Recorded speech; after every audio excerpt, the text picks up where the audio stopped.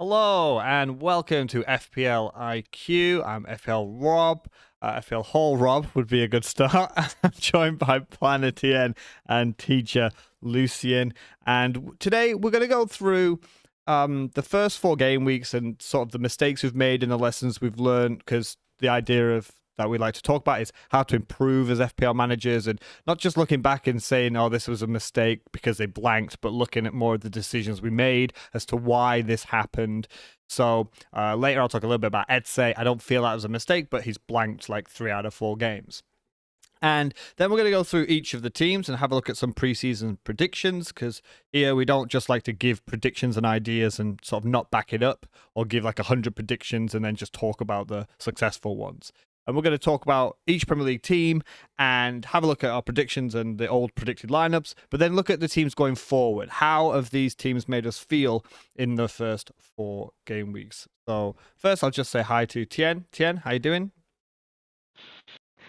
Thanks, Rob. It's good to be here. I think it's quiet over international break, but just chilling out and discussing some FPL and some football with you guys.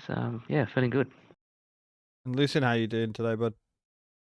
Oh, finally got to catch up on sleep. Uh, Oof. yeah, it's been a lot of work, and it's been a lot of enjoyable work, especially working with you guys. I'm unmuted, right? Yes, you are. Yeah, You are. okay. Don't worry. Your emotional, heartwarming speech today is live and clear. Yeah. And it's nice. It's nice going through the slow grind without facing the pressure of having everything ready by Tuesday and Thursday for my shows. So I'm glad. I'm glad that I got to like slow drip my game reviews, one a day, two a day, that sort of thing, and I look forward to have everything prepped for game week 5, really, because I don't get why a lot of people are complaining that there's nothing to do during the international break. There's so much good material out there, and I will release a thread of all the good material I've come across over the 2 weeks, sometime next week. Looking forward to that. Yeah, if anyone is watching this live or on playback, our Twitter handles are underneath our boxes. So at FPL Hall, at FPL Planner AU, and at teacher_FPL. If you want to catch our Twitter thoughts, a lot of us post our stuff on there. So give a follow if you like our individual stuff. And FPL IQ, we're here to help you. There you go. Isn't that a lovely slogan?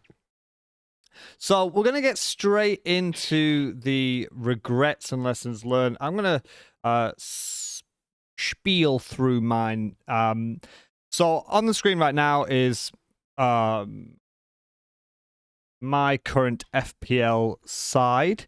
So I said earlier that the mistakes aren't just this player is blanked. And I think, actually, I just want to say about Lucian, your point about like not a lot to do over the international break.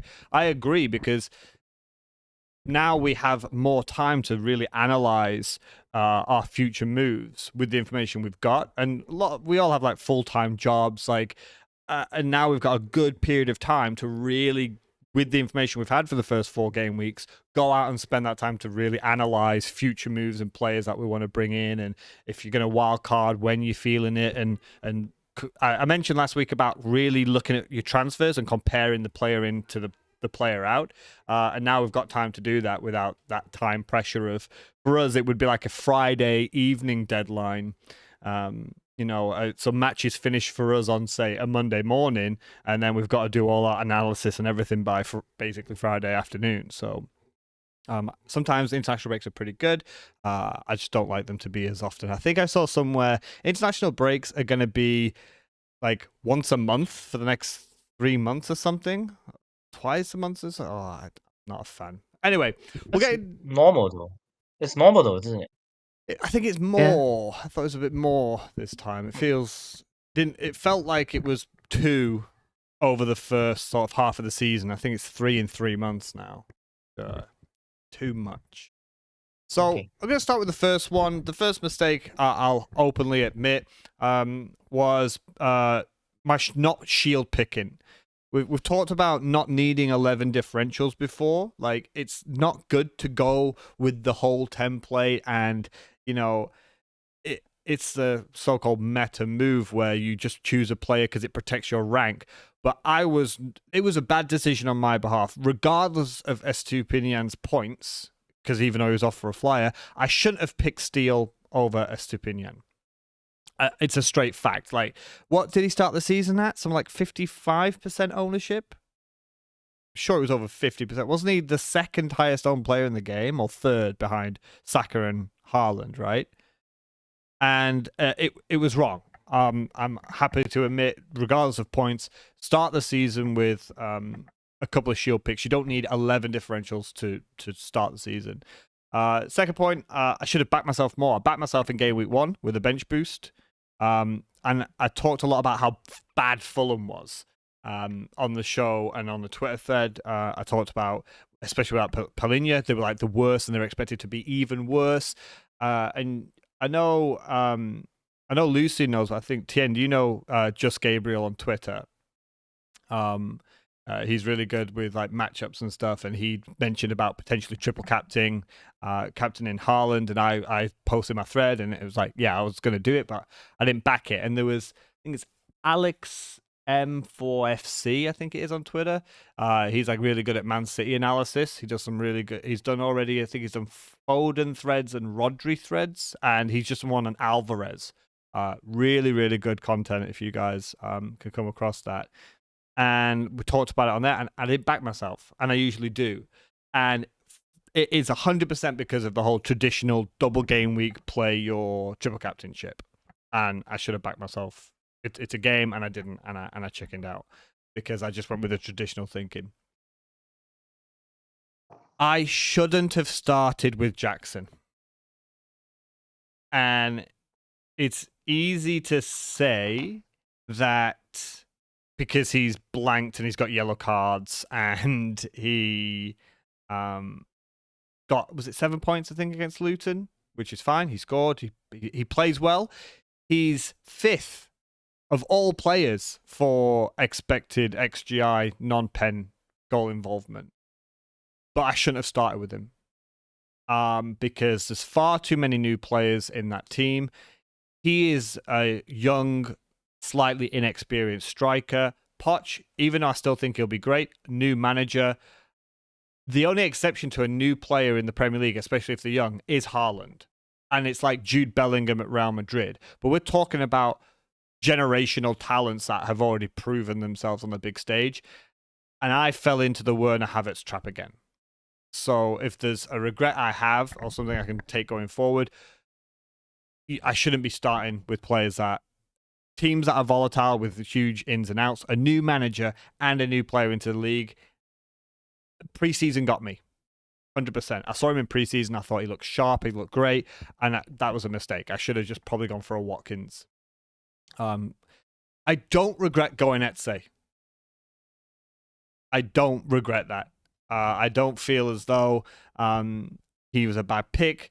He rotates well with the players that I had. So, for example, I didn't play him in the Arsenal game because I'd already planned ahead that I would rest him in that game because it's difficult.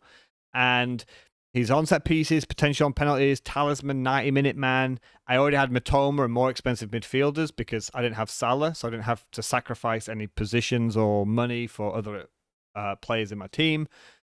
And I just don't think anyone can sit there with a straight face and tell me that they thought Brian Mbeumo was going to be the highest point FPL player in the entire game going into game week 5. You just can't. And it's so strange. There's no way, right? And it's so strange because when the fixtures first came out and we talked about it, and the first show we talked about it, and I know specifically Lucian and I were so excited in the Brentford preseason. We were so excited about him being out of position. We thought he'd be striker. Oh, he's the one that really caught our eye in the price reveals. Because we did the Twitter Spaces. You remember we did the Twitter Spaces when we were reacting live to the price reveals, and we were like, "On Burmo, midfielder 6.5, no Tony. Oh my God, he's on penalties." And I didn't start with him, so that was poor. But I don't regret the Etse pick. So I'm gonna stop my regrets from there because the ones later on are more like lessons learned. But anything that you guys disagree with, should have gone Estupinian. Maybe back myself with a Haaland triple captain. Shouldn't have started with Jackson. Don't regret going Etse. Any points, Tien? Yeah, I think I would agree with most of it, most of your point. I I don't think not triple captain Haaland is a regret though, because I mean, yeah, it you could have gone for it and it could have been a good move, but it wasn't something that is like, you're gonna sit down and say, well, that was a golden opportunity. I'll never have the same opportunity again. Well, you will have many opportunities, even double game week or single game week with Haaland. He's gonna play a lot of weak teams, right? So I don't think that's a regret really. I mean, it was an opportunity, but there's many more to come. A bit harsh on myself, and I want to point out I'm not being a hindsight person because I know he got lots of points. When I discussed with Alex, which I mentioned when he triple captained him, and a key reason why was not just because of how bad Fulham were and how confident I was that that was going to happen, but it was also because people will point out, like you said, double game weeks and just the potential that when Haaland have double game weeks, he said that coincided. Now, this is getting a little bit ahead of ourselves to assume that Man City are going to get through the group stages, but that potential double game week with the one that people are eyeing Haaland up for the triple captaincy is like it's in a 2-week period with like 5 games, and it's when they've got the quarterfinals. So it was just one of them as well where I did look ahead and I looked at the potential double game weeks, and it was in a situation where if Man City are still in the Champions League, they've got a difficult Premier League, a Champions League, and an easy Premier League game. Is Haaland going to play 2 Premier League games in that time? Whereas this was fact right here, right now. I knew what I was going to get. I was going to get a Polina-less Fulham, who are looking at the worst I've seen in some time defensively of any Premier League side. And I knew Haaland was starting because we got team leaks. Like the day before, we basically knew what the Man City team was.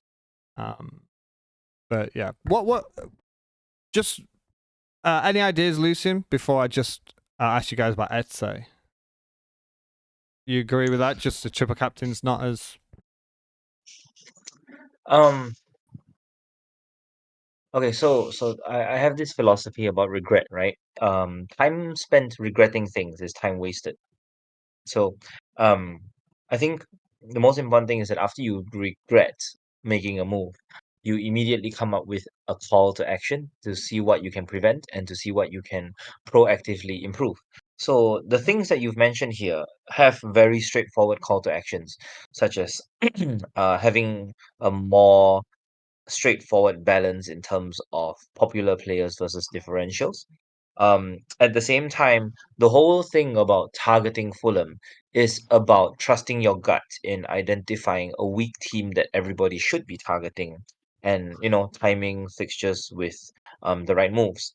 I'd like to congratulate people who did triple captain Haaland against Fulham because, I mean, if you think about it, right, the bare minimum success story of a triple captaincy would be 20 points.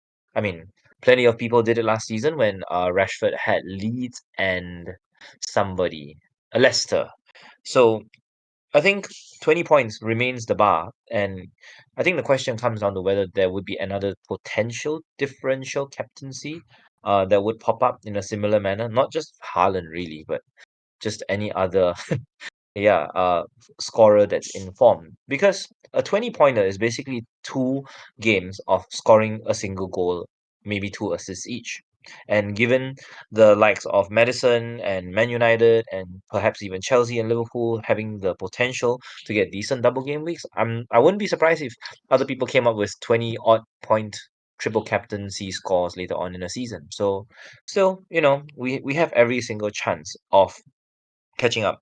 I think the other thing, Rob, that I feel you should mention a little bit more is the opportunity cost of going with your differentials. I wouldn't reveal too much until it's my turn, but I would say that it's important to compare Like if you pick a differential against a popular pick, it means that you must gain points somewhere else against that popular pick. So you should share your wins in that sense. Steal was a loss, but by going steal, it enabled you someone else in defense, which you should talk about as well.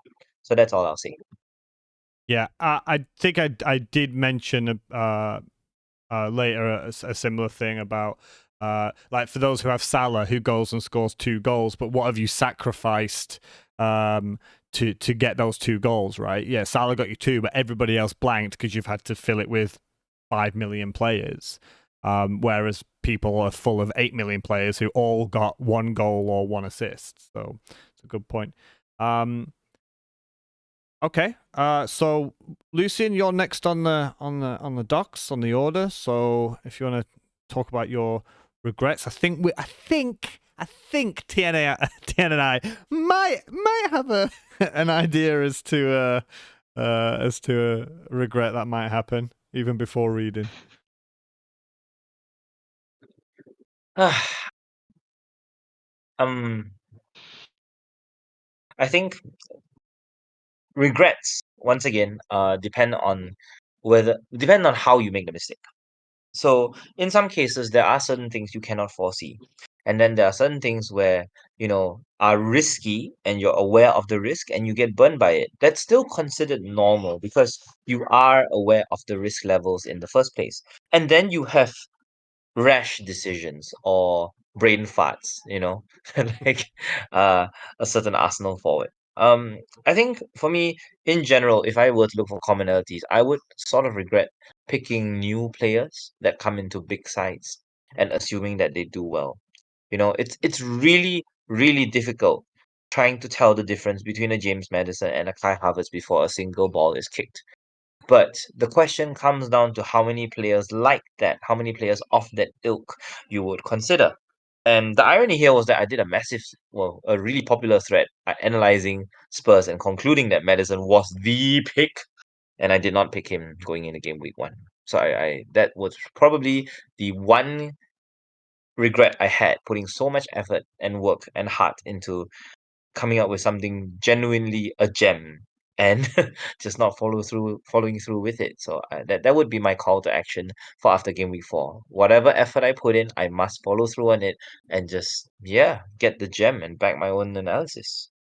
I was surprised because you went so against the template. Why you didn't end up with Madison? Because again, you may be kicking yourself a little bit too hard because we both had Madison in preseason as our top pick, our top gem from Spurs, but we both just said wait till game week 3, which is what I did. I think I waited game week 4. I waited too. So I think you were right, but we also always say with each other, you can't have them all. Right? So, and I think money stopped. Was it Salah that stopped you from getting that? It was Rashford. Rashford. That jump from 8.5 to 9.0. I had Madison in my draft and I downgraded Madison to Kai Havertz to make that 0.5 so that I can turn one of my 8.5 midfielders into Rashford. Otherwise, I was happy with Salah and whoever I had in my midfield. But could you not argue that is also it wasn't a bad move because of the shield pick? Because Rashford was one of the highest owned players in the game, right? I didn't pick Rashford because of the shield pick. I picked Rashford because of Wolves losing their manager. Yes, So yeah, that was just before that was when we recorded the last videos as well, because it was like all the notes just sort of went out the window because it was like, oh, by the way, your team's just lost their manager. So predicted lineup, predicted formations, play styles, that's just gone out the window. Let's just have a look at this. So that was fun. Okay, I mean, sorry. Yeah, go on. I mean, Wolves. To be fair, like going against Wolves was the right idea. It's more of the fact that I didn't trust my own gut in preseason, where I mentioned to you, right? Like I did not have a single Man United player in my draft for the entire preseason, bar Luke Shaw, all the way until that piece of news. And I really should have just followed through on that, not having any Man United players. Sure, Wolves are going to be bad, but it doesn't imply that Man United are going to be good. So I think that's something, a word of warning for people who want to target promoted teams and teams like that. The team that you buy that targets the promoted sides or Fulham or Wolves has to be a good team as well. If you pick Everton this week, for example, against Wolves, is it this week or is it next week? I think it's game week 5 because Liverpool play Wolves next. Um, yeah, you're gonna be in for a fright because Everton might not. Oh, sorry, Everton's played Wolves and lost already. See what I mean? If you picked Everton for that fixture against Wolves, it doesn't guarantee you returns. It does not. Simple as that. Any more? Can I just Yeah, go on. Yeah, Yeah, Chen. can I just make a point about like obviously, we're sitting here 4 weeks in and we talk about how good Madison should have been and it should have been on on a lot of people's team. Um, but I mean, with our hindsight, it was very tricky, right? Because you could pick between Madison or Richarlison. Spurs have just lost Kane. You know that Richarlison was going to be playing up front. Um, and he was 0.5 million cheaper as well. I mean, we knew that Madison is a good player. There's no argument about that. But going into a new team, new manager, you couldn't have known what was gonna turn out, right? And you could not have predicted um, that Richarlison was that bad because when he played, sometimes he did all right. Like sometimes he'd play up front and he did all right. And being in a good team as number 9 with a very attacking minded manager. So it was a right call for a lot of people to pick him and a pun on Richarlison. Um, so yeah, I don't think it's something that we should be beating ourselves up for not picking Madison because like for me I never thought about picking him in game week 1. I was always, and Richarlison as well, I was always of the mindset that I want to see a few games how they play. And yeah, so game week 3, game week 4 was the earliest that I would start thinking about them, and yeah, so I don't think that's something that you would definitely go for Madison if you was to do it again with the information you had at the time. I had Madison and I got rid of him because Kane left. I was so excited to see Oh, that's Madison exactly, yeah. behind Kane and Son. And then Kane left, and I thought, well, Son's still not quite got it. He's just lost his best friend. And Richarlison hadn't, sold it for me as a central striker to do the Kane role. So that's what swayed me away. Madison, if Kane was still at Spurs, I would have had Madison in game week 1, no doubt, because he's an incredible player. Any more regrets that you want to point out, Lucian, or mistakes you think you made? Well, I'm trying not to overlap too much into my points later on. But fixtures are fixtures. I think if you target the promoted teams, you will get something out of it. I think it's as simple as that. Because without any real information, yeah, I think the moral of the story here is that 90-minute players that are on penalties and set pieces, especially set piece dependent teams like Brentford and West Ham, will tend to do well. I think really it should be as simple as that. I mean, granted, there were a few people that missed penalties early in the season, but that at least puts you in the position to get lucky. So yeah, if you own a player that missed a penalty, fair enough. But you have to give credit to the goalkeeper rather than the penalty taker. So yeah, that whole Saka Odegaard shenanigans, right? That's the whole purpose you pick them. 90-minute players with a chance of getting lucky at getting penalties. Yeah, so that's the only thing I regret not investing more into, especially since I knew that Brian Burmo would have been on penalties anyway. Well, and again, when I talk about Eze, right, he is your 90-minute man potentially on penalties. So it was just a really close call. I just felt Palace had more about them, and I still just think he's massively overachieving. But yeah. So Tien, you want to move on to you? The mistakes that you think you've made or regrets that you have for this season? Yeah, I don't think I have too many regrets, really. I went into the season with a very clear mindset of how I would like to set up for Gameweek 1. I didn't want to go all in with any teams at all. Try to cover most of the essential picks. Not tripling up or doubling up on any teams. Trying to cover the bases with and spread the risk. So, some of the key decisions were like choosing between Mbomo plus Pedro or Wissa plus Mitoma. It's just like, you don't want to go all in on any team. Well, except for Foden and Haaland. But Haaland is like a given, right? So it's basically just Foden against the rest. I think my main regret after Game Week 1 was probably not going to Alvarez, who was my pick in Game Week 2. I had a very strong feeling about him, and I could have gone for him. But obviously, there was two reasons that I didn't in the end. One was that I was too scared of Pep, like tripling up on Man City attacks seemed extremely risky. And the other thing is I had a Gabriel problem to fix. So that was the reason why I went with Ruben Diaz instead, which obviously would then block me from getting Alvarez. And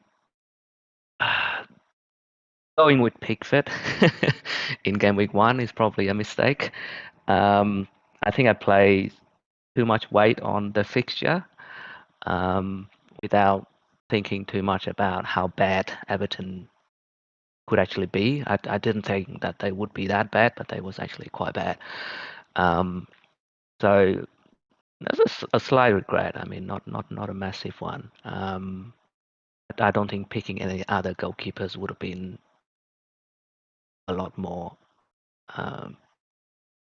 or a lot better anyway, right? I don't feel like any keepers actually been like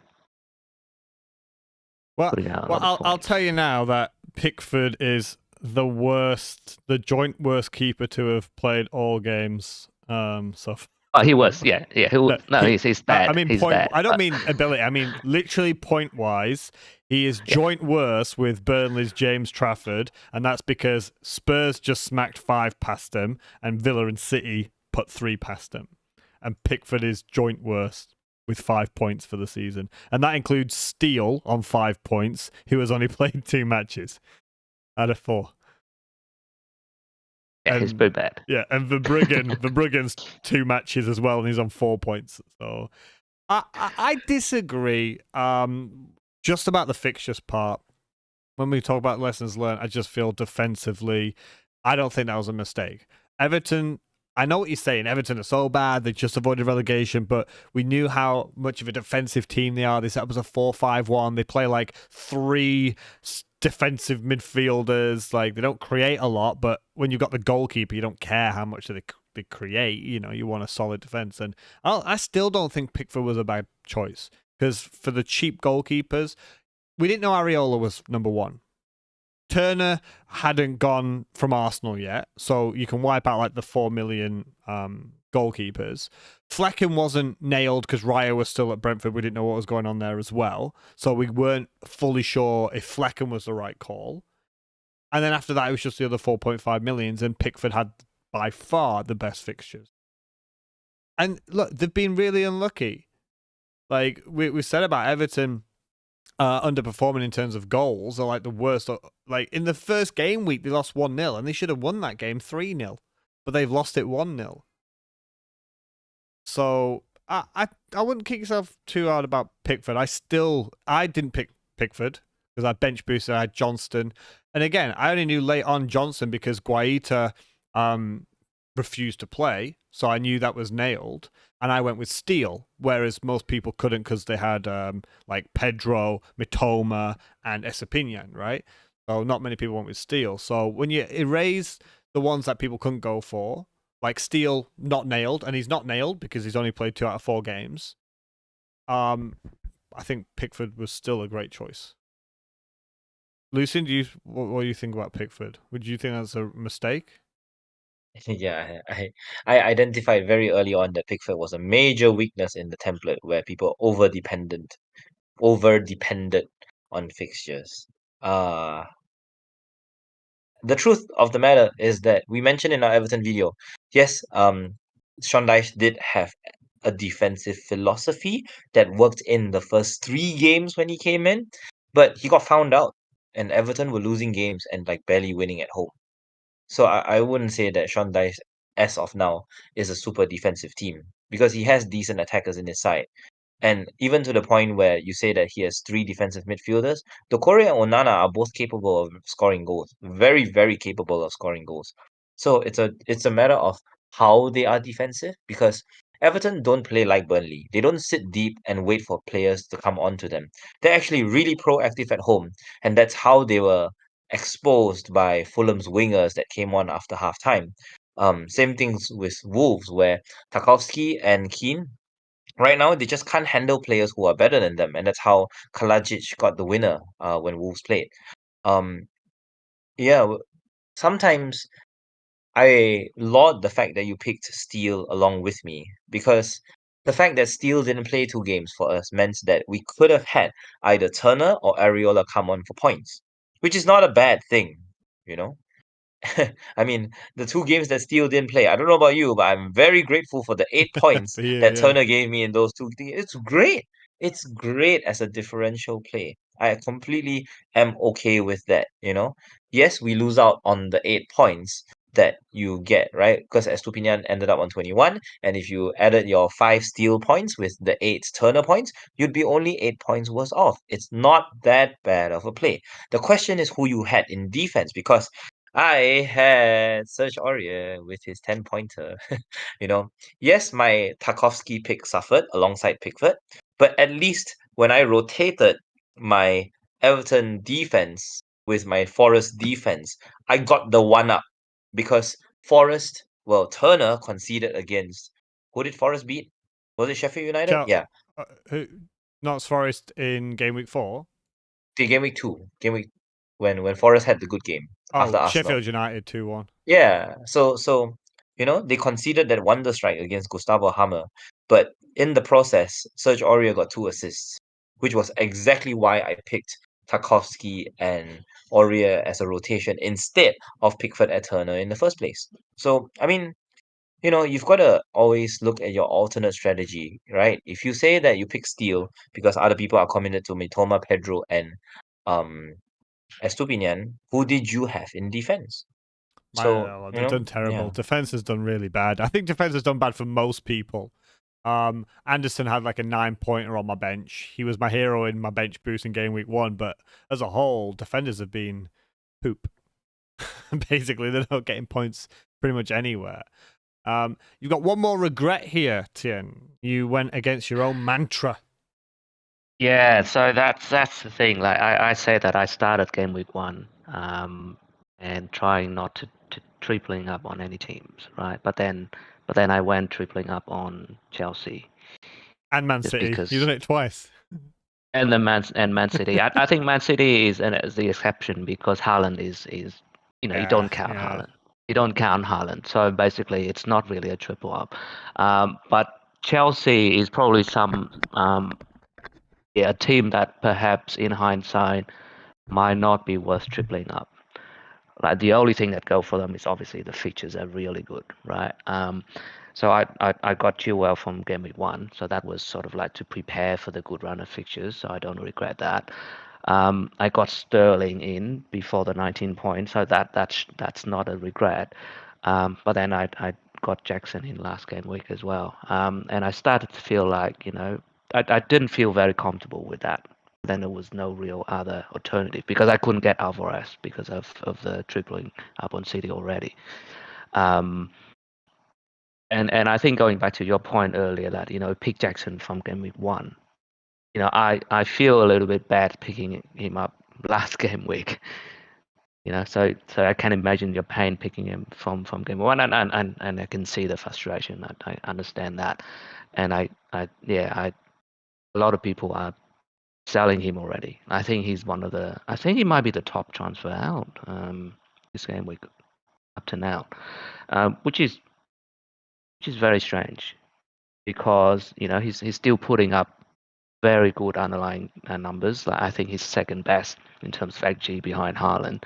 And he's Um, fifth of all players for non-pen XG. yeah, and it got like 7 big chances or something. I mean, had he put in that goal that he missed the other day, that Sterling put in for him, I don't think anyone will be talking about how bad he And has you're been. right, he's the So biggest transfer out with yeah, almost $250,000.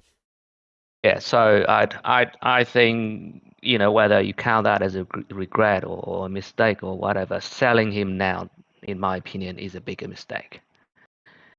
So yeah, I mean, when I transferred Sterling in, I was debating between Sterling and Diaz as a combo, or Madison and Jackson. Yeah, That was in in our game week chat, yeah. three. In game week 3, and that was very close, like 50-50 call or maybe 60-40, like very close. I mean, someone said go for Diaz because you had Gabriel. Like, I don't know who mentioned. Yeah, Who mentioned so it in the yeah, chat? so Okay, could have been me. but I don't know. like, so I think Sterling turned out to be great Mm. because he got a big haul, and I think he might still do well. But obviously, Madison and Jackson was probably a better long-term move at the time. But anyway, I think that's there's no point going back and using hindsight to just that, because it's still early. There's still a few more game weeks that Chelsea have really good fixtures. So yeah, just hope that they'll pick up some points before I eventually transfer a couple of them out, because that was always a plan anyway. Come game week 8, 8 or 9, that is where you jump on the like of Spurs, that's it, and even Liverpool. They're starting to get some really good runner fixtures as well. So yeah, we'll see. So that's a good move into lessons learned, because I'm going to talk about Jackson a little bit now, and I agree with you about not selling him. But also, I want to start with what you just said, and I think that mantra that you've got is something that I'll probably start the next season with, and it's not tripling up on players from one team. I think that might be like a really good idea, like a really good suggestion, because too many times, like, we all thought Gabriel was nailed, right? He'd played 70 plus games. There was no issue in preseason. There was no idea that Arteta was going to change his whole tactical outlook and have Partey inverting from right back position. And boom, game week 1, he's dropped.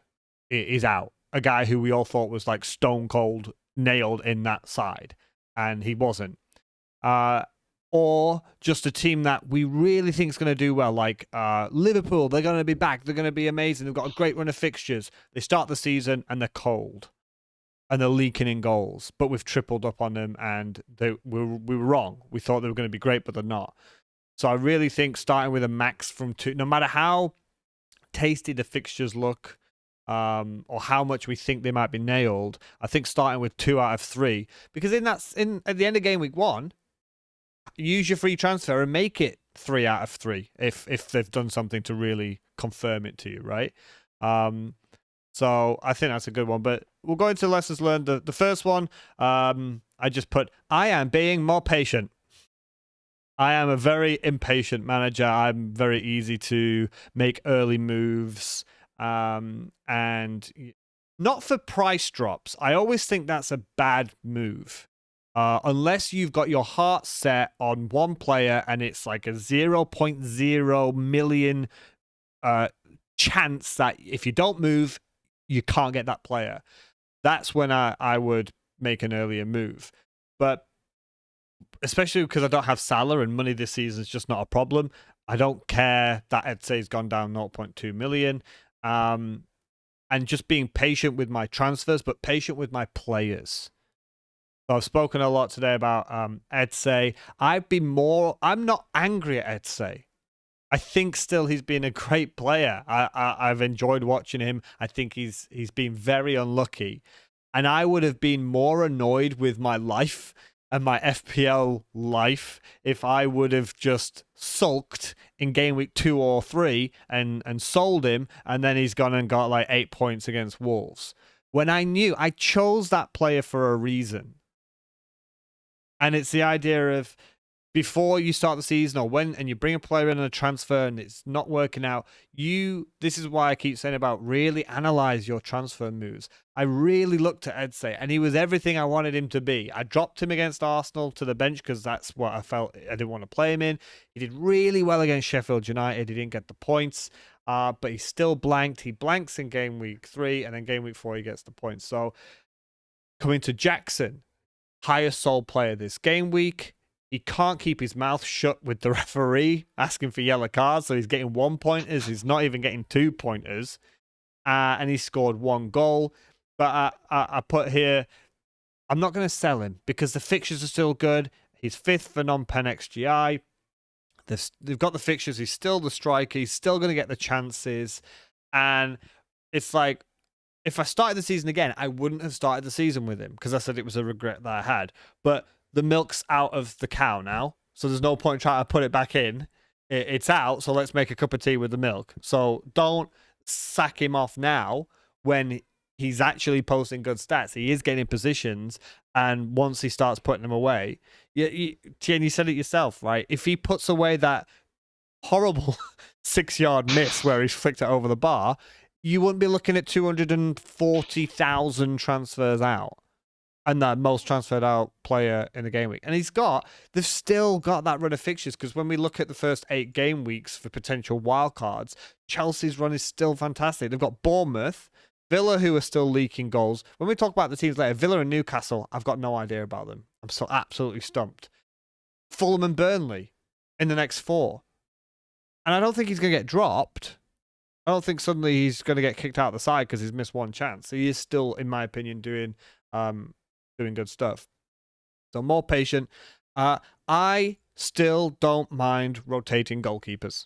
So this was the point that when I talked about Pickford, I agree Lucian's point about perhaps there was an over-reliance on Pickford's fixtures, but I do still think that there's an opportunity there with cheap rotating goalkeepers. Now, defenses right now are not getting points. They're not getting clean sheets. Very rarely. Like, I know Lucian's very thankful to Turner, who's gone and got, was it 8 points? Like, was he like was he the only 8 points in 2 games. He got 3 against somebody, and then he got 5 against Chelsea. Is that the only clean sheet of the weekend, was it? Well, it felt like it was 2. the only. No, 1 of 2. Liverpool had one as well against Villa, Liverpool, 3-0. right, yeah. Which was a big surprise for me. I thought that the RB and Watkins were going to rip it up. But, no one's going to sit there and you got Turner off your bench, but there's no way anyone's thinking, oh yeah, I had Forest down for a clean sheet at Stamford Bridge. Like, just realistically, on even the betting odds would have said like, no, that's a low chance. But I still think that if you've got now we've got 4 weeks under our belt and we've got a better idea about which teams are a little bit better defensively, I still think there's a big opportunity, even if Areola or Turner is one of those goalkeepers and you believe in that defense, because Forest have put, and it's a reason why I didn't go for Sterling, Forest have put really good defensive numbers up. So if you find a really good player, goalkeeper to rotate with Turner, if he keeps his place, obviously, because they've signed another goalkeeper, but it's Nottingham Forest. They sign a couple of players every week. I still think there's a big opportunity with rotating goalkeepers. So then you never have to worry about, oh, my goalkeeper's got City this week or he's got Liverpool this week. Like, you can always have an option to be like, well, all right, my goalkeeper doesn't face a top half team or a top 10 team for the next 12 game weeks. And there's opportunities there. And I think it matters more with defense. Defenders, I look more at fixtures, and attackers, I look more at form. I don't feel like there's as much form in a defense compared to an attack. I think that you can get a striker on a hot streak more than you can get a centre-back on a hot streak. But again, that's just my opinion. The last one, which I'll just do quickly, get off Twitter especially during bad game weeks. It feels like every player you don't have is like 80+% owned, and people love to post the big scores or their one player who's got big scores, and you never hear them say anything about the rest of the team or the bad game weeks that they have. So your timeline is just filled with, oh yeah, I've got Son's hat trick. Oh look at, oh I'm amazing, and it's like, but you didn't tell me last game week when Son got like 1 point and your entire game week was 25 points. But now it's all like, yeah. So and it also says like, so yeah, one player, oh he's got 10 points, this is amazing. And the other game weeks were 2 points, 3 points, 2 points, and you're like, oh, that's not good. Your player blanks, but the last game week that player's got 5 points, 7 points, 5 points, 3 points. You've got more points over those game weeks. So if you can't handle people talking about it or you're having a bad game week, just look at the ownership around you or the total player ownership. And if you can't deal with it, just don't go on Twitter because it's insufferable at times. People will post their ranks after like 2 matches and just be like, oh, I've got a huge green arrow. This is the time of my life. And then at the end of the game week, they've got a massive red arrow and they just cry about it. So yeah, if you can't deal with that, just stay off it. Your life will be a lot happier, to be honest. Yeah, they're all my lessons learned. Lucian, what about to you? Lessons learned. So I'm gonna be not very often a teacher comes across with lessons learned, right? Because the teachers are the ones that usually provide the lessons here. So I'm gonna be succinct and I'm gonna provide one lesson for everybody. One in terms of football, one in terms of FPL, and one in terms of Twitter, social media. And I'm gonna add to your point of FPL Twitter because or FPLX or whatever it is. Because I think as much as we hate to admit it, there are certain accounts that will influence our thinking. This was my original idea of trying to add like 5,000 followings on Twitter as quickly as possible. And I did. At some point, I was following 5,000 accounts so that I could dilute the influence on me. And in the end, the algorithm picks like the top 50 people that are very similar to you, and they push all these people onto you. So, yeah, try as we might, Twitter will try and design a certain set of people to influence your thinking. That's part of the algorithm. So, in that sense, yes, you mute people who will make you feel bad, but it's also important to save, bookmark, even put on notifications if you want, people who you feel will influence you the right way. I think, when you think about who makes a positive influence in your life, especially when you are a content creator and you post material, you think of the people who give you honest feedback, the people who criticize your views, the people who um, retweet your stuff no matter what, right? You want to go back to them, not because they're your pillar of strength, but also because you know that their opinion is going to be honest, not too biased, but at the same time, at the very least, not at the very least, genuine. So that's on social media. Now, the lesson in terms of FPL is, yeah, we got to reiterate in the show multiple times, right? Play your own way. Play your own way. Because I think the second most irritating thing after people sharing big scores is about people sharing stories about how they started in the top 3 million and they made it down to like 10K in game week 37. Absolutely despise those stories. Not because of the content creator, but because of the story itself, where they go, you have every chance of making it into the top 10K at the end of the season. That's a given. Water is wet. But the question comes down to how they do it versus how you do it. Because, I mean, I'm stuck in the trenches myself. I'm bottom of literally every mini league I'm in. So, you know, am I going to play differently? Are people out there going to force me to play differently? Or am I just going to stick to all the template picks and get into like the top 3 million before I start picking differentials again? Right? It's different for everybody. And the most important thing about FPL is that whether you are a player that transfers in players early, like you and I, Rob, or whether you're the type that waits for Friday news and leaks, you have to trust your philosophy and most importantly, make your calls before the results happen. Not in terms of results, but in terms of what we expect. It's why we do our 4-week picks, right? We have all tabs and tabs of things that we expect to happen over 4 weeks. I stand by my selection of Yohan Wissa instead of Mbomo, having the 3 home games in 4. 2 games have passed, and Mbomo is far and away ahead of Wissa. But I mean, that's how it is, right? We have to look at those 4 games and see what we expected out of those 4 games, and we learn from those judgment calls. Improve yourself using FPL. The last one in terms of football is to understand that just like FPL, we have all these big content creators, right? That influence us. The content creator verse in terms of football knowledge is way, way bigger than FPL. So I think it's just nice, to spend time and investing time into just gaining knowledge. But really, like without rambling, right? The big conclusion here, at least in terms of watching football, is to enjoy the game.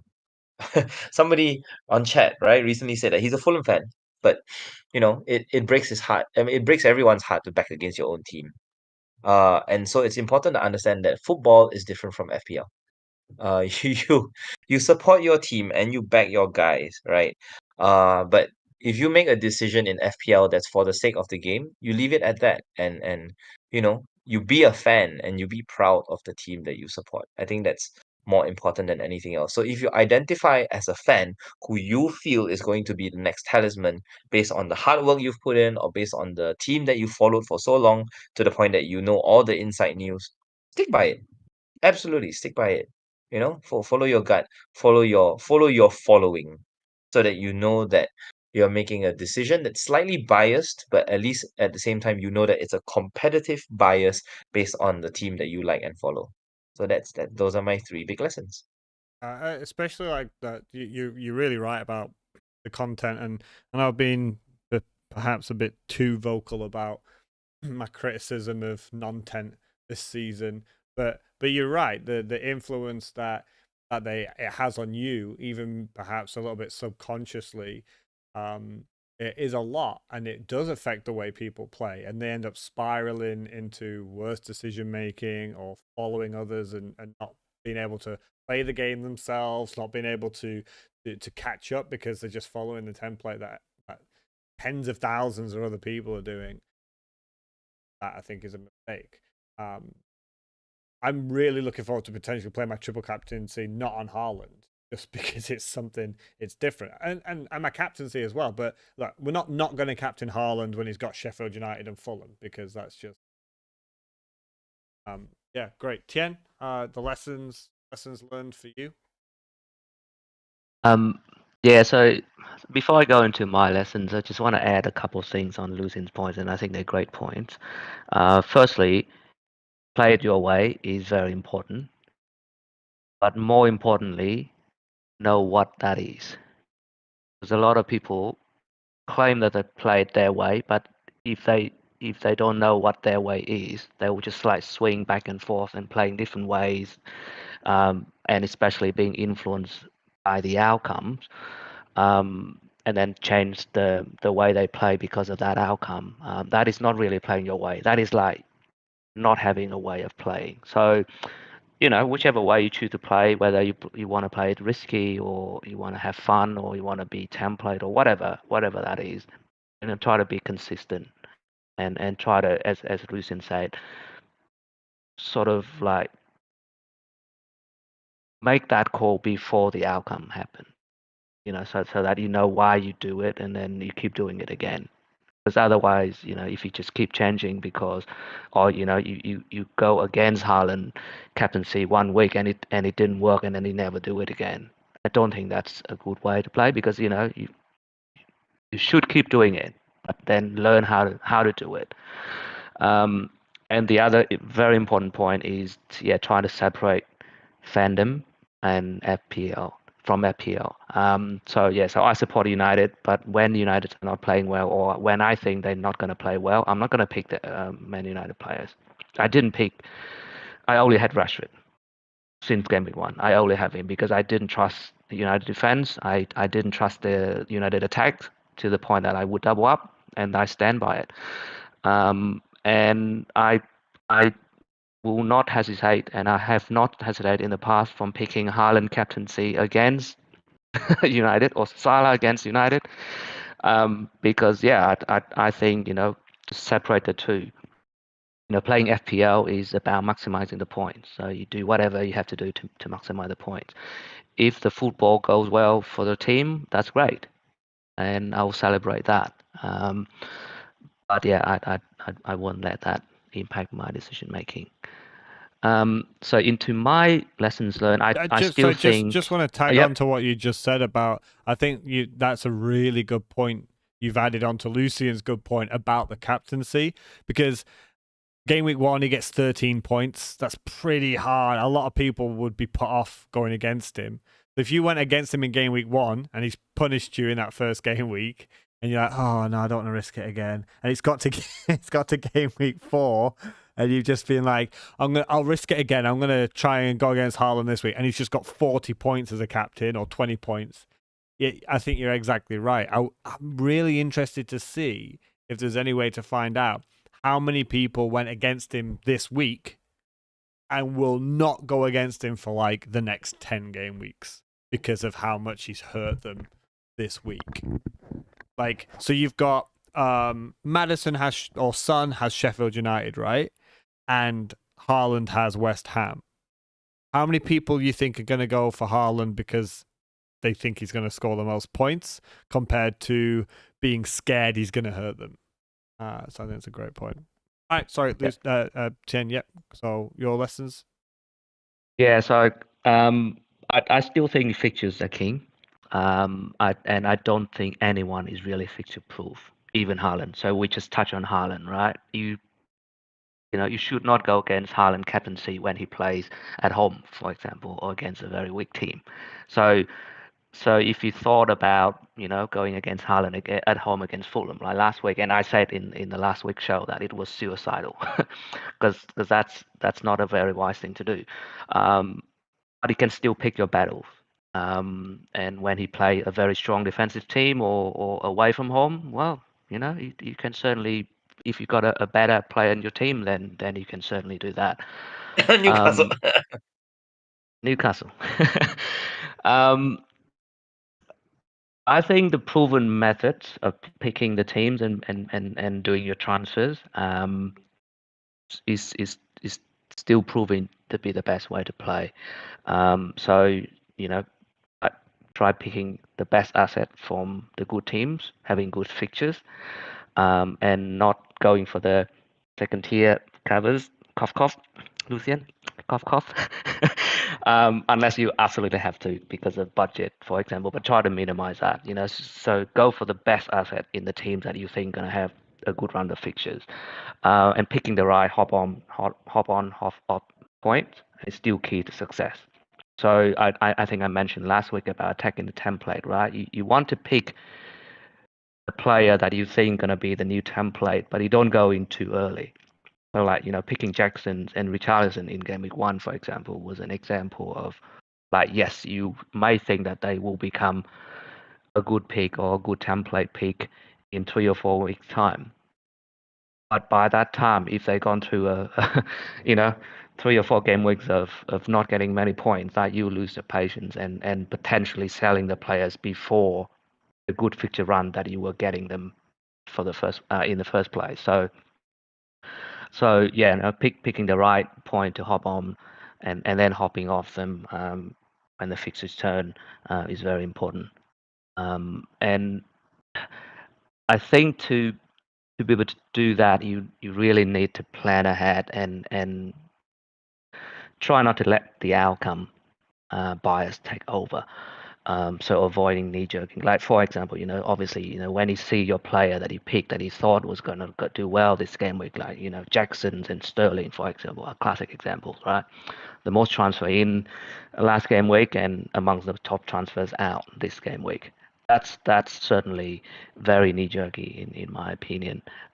You got to give players enough time to play out the games that you plan to have them for. So if you, let's say, a 4 fixture, 4 game week is a good time frame, right? So So if you got someone in and you think that you're going to keep them for 4 game weeks because of their good fixtures, you can't really sell them after a 1 game week because anything can happen in a single game week, right? You know, they may have a bad day or they may have a Astro, like Foden. You never know. Um, so I think that's very important.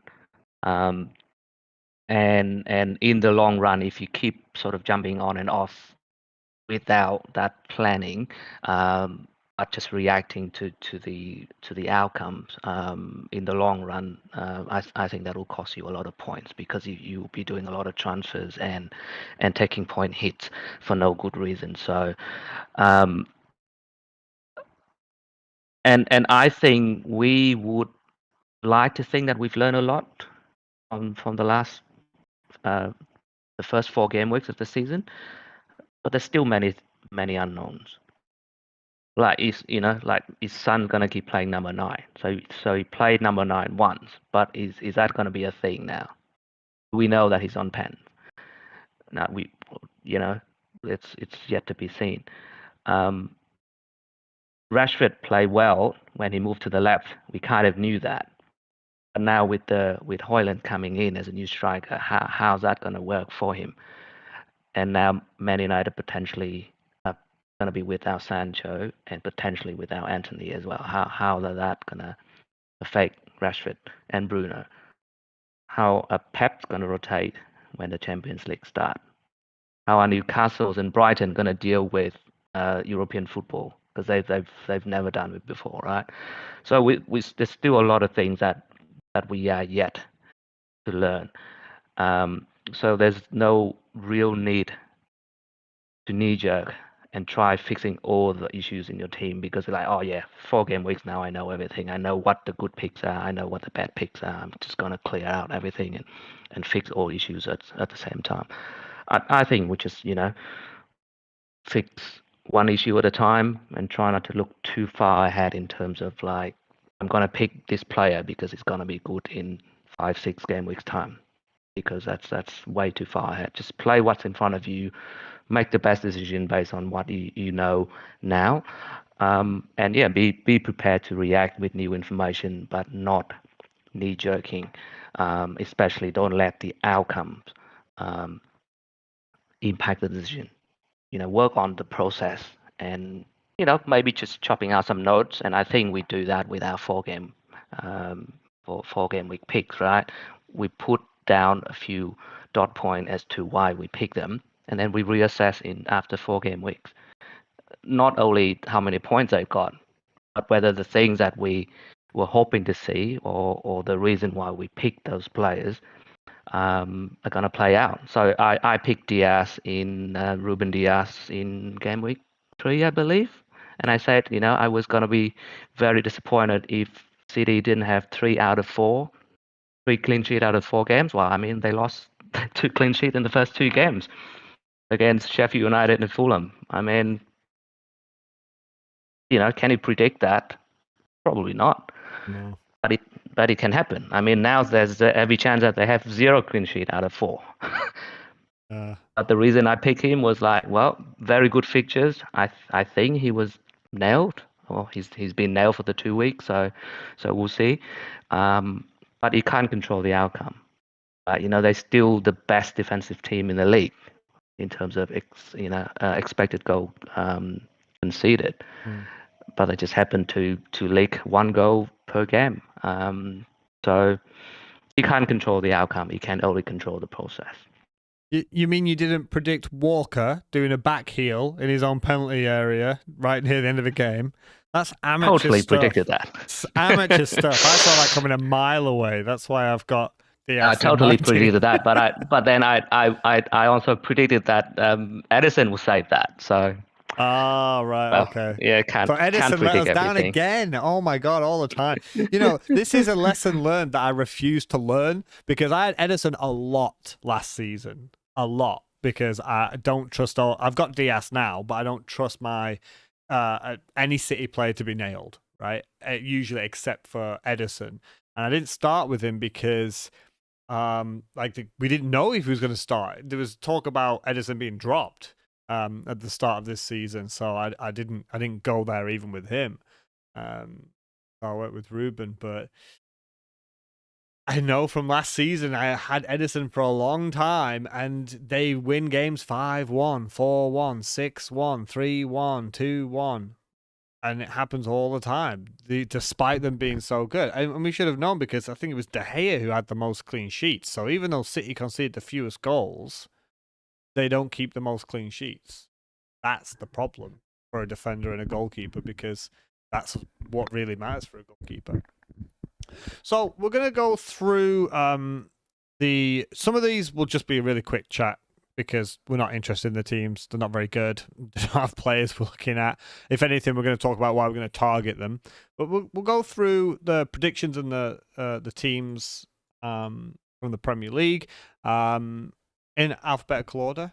We'll start with AFC Bournemouth. On the screen for people in the stream, you'll be able to see the lineups that are on here are the ones that were in the preseason videos. So, of course, they might not be right, because we're looking at our predictions. Some of these players will have left, or so that's why it looks like this. So the first one is Bournemouth. Thoughts and feelings about Bournemouth. Do we have any feelings about Bournemouth? So in the preseason videos, we were not excited about them. Rated low. New manager, unsure how they were gonna to deal with the quality of the Premier League, and it is showing at the minute, because it's 2 defeats, 2 draws for the Cherries. Anything of note you guys want to discuss about this side? Lucian, we'll start with you.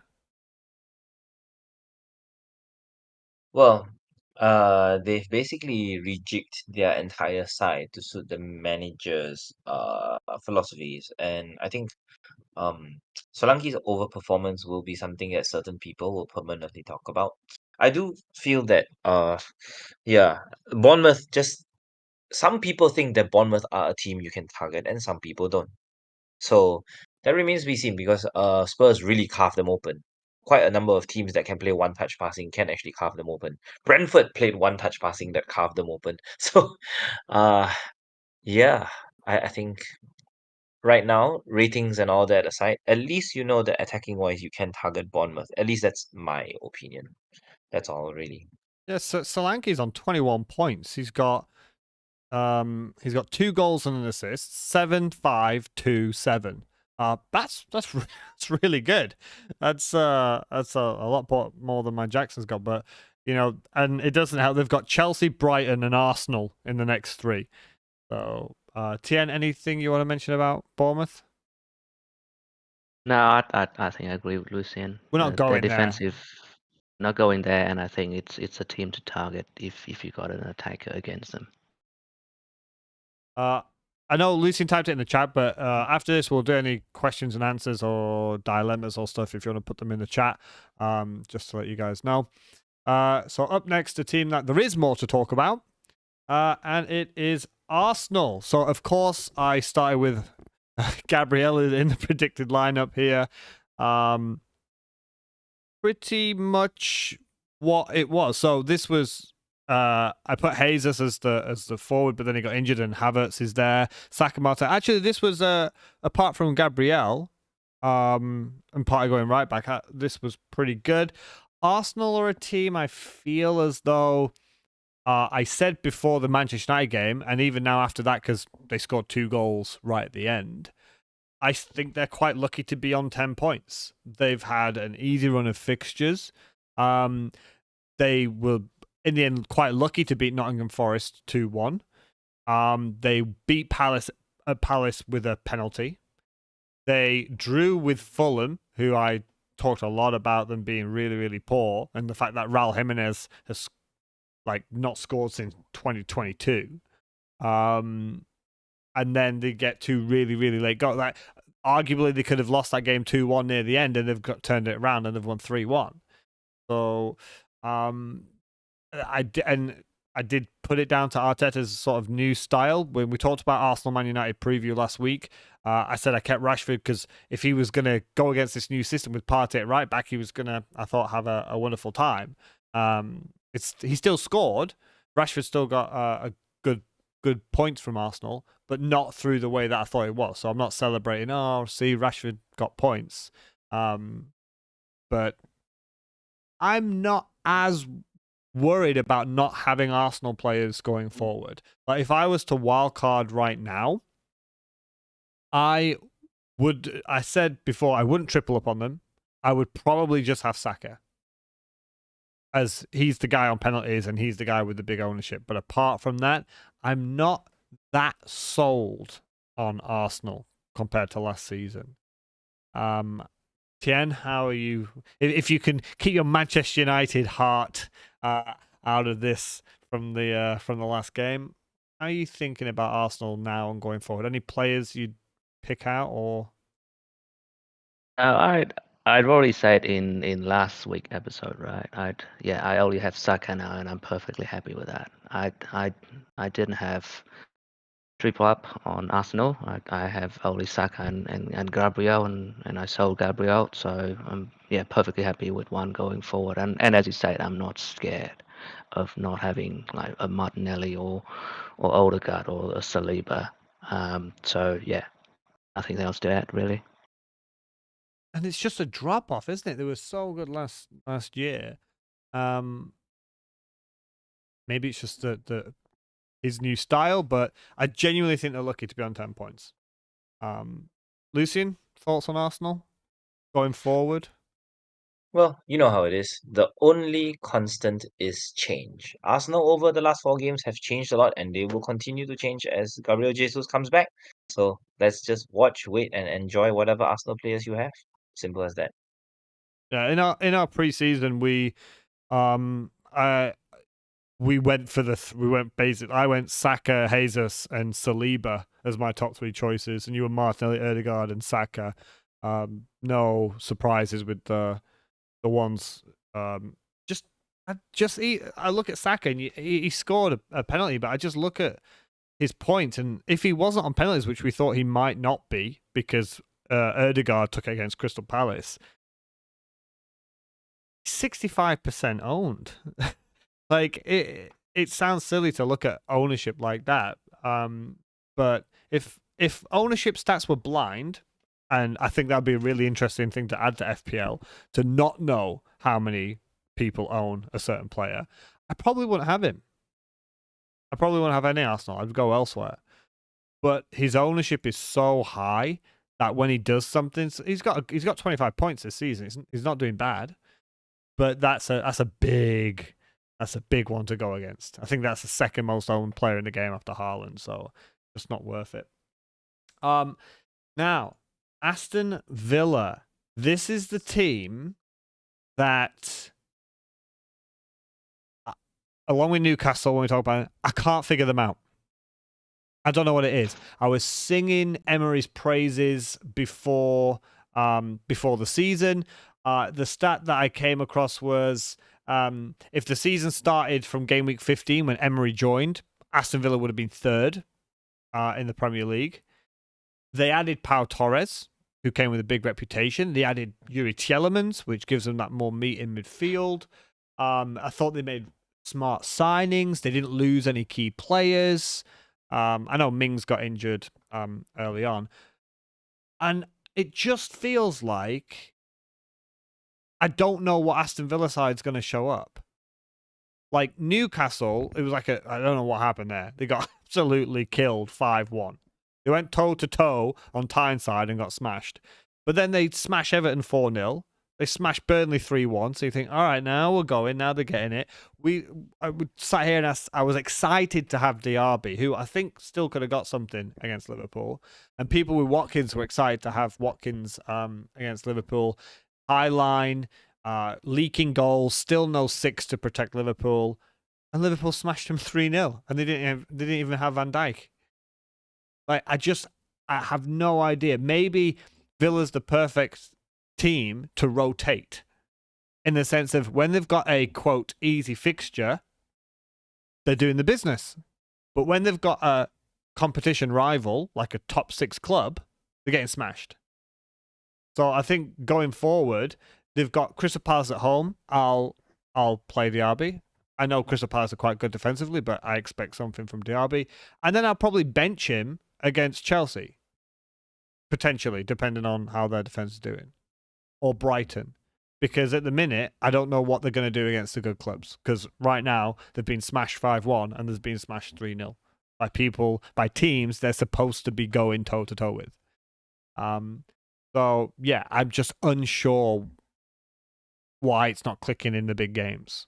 But they're a good team to have when they've got a smaller team. Lucien, what do you think about Aston Villa so far? Yep, they lost Tyrone Mings. I think that was a very big factor on the pitch. But beyond that, Villa are good. I think they'll have the occasional hiccup. And we just have to revel in the fact that Diaby is still out of position. You take advantage of that. You want to jump on early. You want to jump on when it's game week 8. That's completely up to you. So just make that decision on that guy and make it quick and firmly and without hesitation. I mean, the rest of the squad doesn't warrant conversation until European football starts. So we'll just leave it at that, really. Yeah, I did. I had him as a 4-4-2, and I had Leon Bailey up front. This was before Diaby joined when we did the preseason video, so that's why this is here. Tien, how do you feel about Villa? Yeah, I think they're still good attacking team. They rank 6th on the XG table, so not bad at all. I mean, Watkins owner have been very unlucky. Like he's the second rank in terms of like the XG delta, right? So he should have scored a couple more goals than the no goals that he's got. And they got a pretty decent fixtures coming up. So yeah, I don't have any Villa, that's it. But if I had a Watkins or if I had a Diaby, I'll just keep and yeah, I think they're good. Yeah, Watkins he's been missing because I've been, when you've got the players in your team, you kind of watch those games more because it's your players, right? So I've watched all the games, all the minutes for Aston Villa, and you're saying Watkins should have scored more goals. Yeah, they were set up by Diaby. And he's not put them away, but I think Diaby could have had at least one goal against Liverpool, and I would really suggest for 6.5 million. We're 6.6 now. He's on a price rise. But yeah, he is a second striker. He often drops a little bit behind Watkins to link up the play, to get the ball from midfield and then pass it to Watkins. But something that is great about Diaby and something we've seen from a lot of teams, like Pedro has done it for Brighton, is he might not be the furthest forward at the start, but they're making runs beyond the striker. And Diaby's so fast, that's why he's doing well. And that's why I think Alvarez is fantastic for Manchester City, because they have the two attacking midfielders behind, but if Haaland holds up the ball, Alvarez sometimes makes that move beyond Haaland, which makes him a really good pick. But Diaby is basically a striker. He's out of position. He's the second striker, without a doubt. The pain in my side. Brentford. The pain for me of this. We said Mbeumo and Wisa in the preseason predicted lineup. I had Mbeumo up front with Wisa in a 3-5-2. This was my predicted lineup. I don't disagree with anyone who went with him. He was a fantastic pick. I just missed that. I just think he's overperforming. But overall, they're 8th. They're doing all right. They've got decent-ish fixtures, which is slightly going to Newcastle and then Everton, Forest, United, Burnley, Chelsea. Still good fixtures up until you probably use your first wild card. Is it too... So the question I want to ask you guys before, when you're going to give your thoughts, do you think it's too late to jump on an Mbeumo, Visa, or like a Rico Henry, or a Flecken? Goalkeepers can be whatever, but an outfield player, or do you think it's still the right time to bring them in? So, Lucien, how do you feel about Brentford? And potentially, do you think it's too late, or is it never too late? Do you think the points have passed? Is my point, like Tien's mentioned before. Hard to say. I mean, okay, I think what we've underestimated about Brentford here is their everything else. We keep thinking that they're all about their front two, but really it's about how they've taken their existing processes and they've driven it into fifth gear. Rico Henry's runs down the left. Jensen and Janelt's runs down the left half space and the right half space respectively, as well as their throw-ins. Holy cow, their throw-ins are magnificent. The fact that they have two takers from corners, dead balls, indirect free kicks. I mean, they're just doing the things that they do well, but better this season. So I do not believe that the points are dried up, but Mbomo's late goals have been very annoying. I will admit to that. Killing me, Uh, man. I know yeah. it's a 90+ minute goal. They're killing me. And I'm looking at our notes from pre-season, and our number one pick is Mbuemo. Well, Why? really, there's nothing left to add. It's all Oh. about the psychology, and I mentioned in that video, right? It's not about whether they take themselves seriously. They know where they are. It's about whether we take them seriously. And the people that don't have been punished because we've preferred Brighton instead. And I am definitely in that camp. I didn't see them being a particularly great side. I had Palace as a better team than them, and that's why I went with Etse. There you go. Thoughts, Tien? Brentford? As I said, fixtures are king. They had really good fixtures to start with. I mean, after Tottenham, they got Fulham, Crystal Palace, and Bournemouth, right? So, and they're a good side. So they score goals, and they're top on the XG table as well, even better than City. So, but is it too late? It's not too late. They will keep scoring points, like Mbomo and Wissa and whoever. But I believe there are better options elsewhere that are emerging. So there's two way to play, right? You realize that maybe not picking Mbomo or Wissa might have been a mistake, but you fix the mistake by getting them, or you fix the mistake by getting someone that you think would be better for the next 4 to 6 game weeks, for example. Because I would expect them to not do as well as they did again, Newcastle's and even Nottingham Forest at home is a very strong defensive team, right? And Man United away at Old Trafford as well. So I think better options can be found. Yeah, that's what I wanted to ask. Because I remember when you posted about Brighton, right? It's all fine for those first 3 game weeks we penciled in, but is it now's probably not the time to get Brighton? There's probably better assets, which leads us on to Brighton. No big ones here. I'm just looking at our notes, and I'll give you one bad, one good. So I suggested not going with Steele, as I went with Steele, because he's not nailed, which I was correct. But I knew that going in, and that's why I got Johnston, because I was going to rotate them anyway. I only needed between 1 and 3 games from Steele. I had no idea Henderson was going to join Crystal Palace. That's not my fault. We had no idea. We thought he was going to Forest preseason. But I was quite happy that I said Ferguson was my third choice, and I said if he was a starter, Ferguson would be my number 1. Highly rated in football circles. A few injuries halted his momentum, but he's got all the tools to go all the way. 6 million could be a mockery.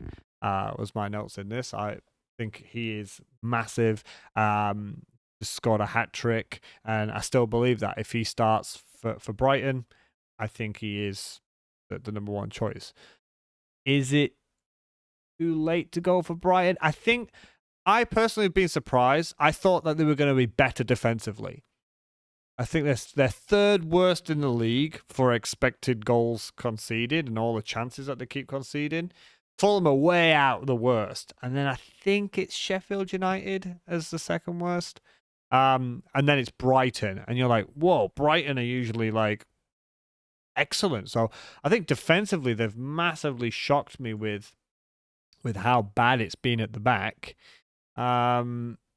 And they are now, from now to game week 10, they're bottom of the fixture ticker. They have on paper, the most difficult fixtures for the next 5 game weeks. So the first 3 game weeks, they pretty much did what we hoped that they would do. perhaps defensively underperformed. A team that, again, if I wildcarded right now, I probably would only have Estepinian in my side. If Ferguson, because I don't know if Ferguson's going to play. I might have Ferguson as my third choice striker, but I'm going to be stuck in Yao Pedro land of, oh, is he going to play again this week? I don't know. And now I've got a player that's coming on for 1 point, and I don't want that. Thoughts on Brighton, Lucian? I'm happy to keep Mitoma. I think Brighton are fixture proof. So let's let them be. No surprise about Brighton being worse defensively, and that's why it explains Estupinian's 2 point and 1 point the last two game weeks. But yeah, beyond that, there's nothing surprising about this Brighton side. I mean, Brighton can attack. Water is wet. What else do you want to know, right? So, like you pick Brighton if you feel that you can't find five midfielders that are better than them. Simple as that. Jen? Brighton? I think you have about 12 midfielders that are better than Brighton at the moment. So unfortunately, once again, I think you have to play the fixtures. If you have a Mitoma and you've got other fires in the team, then of course keeping him is fine. Like I said last week, I never had him, and of course I'm not going to buy in any Brighton. I said even Estupinan is for sale. Yeah. I'm not going to be attached to Estupinan and say, well, he's going to stay because like that. I'm going to take the opportunity to jump elsewhere with players from teams that have much better fixtures. And I mean, I'm open to coming back to Brighton once their fixtures are better. And I think that's how I play. And I think it's the opportunity cost that you lose because you keep playing. You keep players for too long. Yeah, and I know what you mean about them being fixture proof. It's not that I fully disagree with what Lucian said, but it's to an extent, right? I mean, if you've got Matoma in your side, and connecting to what Tien's just said about there's like 12 other midfielders with potentially better points. If I'm looking and I had Mitoma and I sold him for Maddison, because I'll be looking at him facing United this week. Oh, Bournemouth next week, that's great. Then Villa away, Liverpool at home, City away. If you compare those like three fixtures to like 10 other midfielders who probably have two great fixtures out of three, yeah, Brighton, he could go and get an assist, a goal, but I wouldn't be hopeful about it compared to a lot of other players. Like in that time, Newcastle or Villa or Liverpool are all going to have much better fixtures. So you could go out there and get players from there from like the same price. So it's a tough one. Burnley, is there anything you want to say about Burnley? They play one fewer game, but they are bottom of the league. I warned pre-season that Company, if he's going to come and play his kind of football, he's not got the quality to dominate games like he has in the Championship. He's only used to managing teams that dominate leagues. Like it was Anderlecht, and then it was Burnley in the Championship. Not going anywhere near these at all. Target them. Yeah, just target them. That's it. Anything you guys want to say, or is it just target them? Target them. Move on. So by the number 9 against them, they make a lot of mistakes at the back. They did. They gave away the ball so much against Spurs from a simple counter press. Really bad passes. I noticed Sheffield United do the same. Sheffield United make silly passes from the back, and the strikers just go through on goal against them. But yeah, that's just an avoid. Chelsea is an easy one here. I was right that Jackson would lead the line and Kunku would have been behind. I had Sterling and Mudryk on the wings. I didn't see Chilwell playing left wing pre-season. I don't know about you guys. But there you go. Of course, Fofana's injured now, so he's not in there. But Chelsea for me is still a stick. They've still got fixtures all the way to game week sort of 10 and beyond. They've only got like Villa and Arsenal in the next few that are bad. The rest are really good as well. And it's just your standard Chilwell, James if he's fit,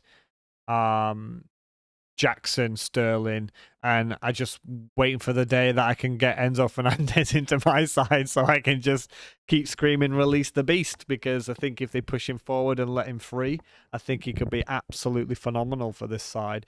And I would just put Lavia or Lavia and Caicedo as the more holding players, and put Enzo forward and just let him free. That'd be really good to see. And I just one little point is, I think there's a player in Mudryk if he sorts out his final product, but I honestly see Jackson and Mudryk having a really good partnership. I saw it in preseason and I saw it in glimpses when it comes on. They do really good passes, like 1-2s with each other. I think that is a low key potential partnership between Mudryk and Jackson, because I think Mudryk just needs to sort out his final pass and Jackson needs to sort out his final finish.